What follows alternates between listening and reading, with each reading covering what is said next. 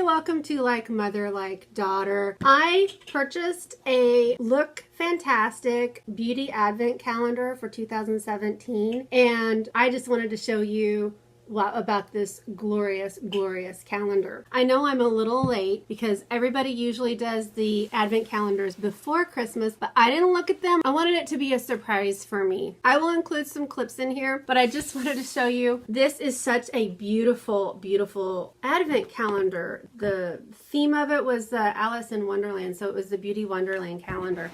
And the saying on the back of it, says, take hold of the key which opens the lock, count down the days to the sound of the clock. Your Wonderland awaits you in front of your eyes, full of hair care and makeup and skincare surprises. This marvelous journey through drawers filled with dreams will see beauty and magic burst through the seams. Patience is needed, adventures at hand, as you look in the mirror to your beauty wonderland. And it has a mirror right there. Isn't that cool? So you could ideally, after this, you could keep it and use it on your vanity, because you could take all of these numbers out and just use it as a little vanity.